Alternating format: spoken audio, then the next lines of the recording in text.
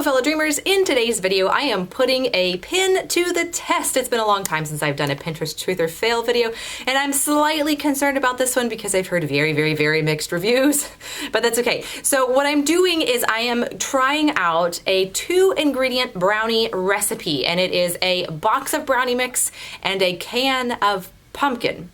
So it's fall themed. I wouldn't necessarily put pumpkin and chocolate together. I don't know, but let's go see if it works. I will link this pin below so you can find it. So the pin basically says to combine 1 family-sized box of brownie mix with 1 can of pumpkin. Now, they don't really make gluten-free versions of brownie mix in family size, so I just had to get a standard size one. And so I'm only going to use about 3/4 of the can of pumpkin. I'm not going to use the entire thing or else it'd be too wet since I have less mix in my bowl.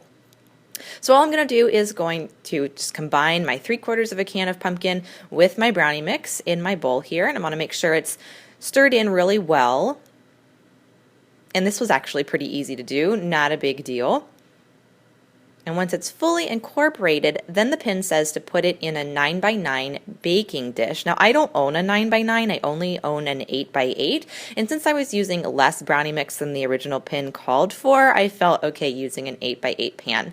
And it said you could either, grease a pan like what I'm doing here, or you could put aluminum foil in your pan to get the brownies out really easily. I don't like baking on aluminum foil because some of the metal can actually leach into the food, so I just opted for some butter to grease my pan.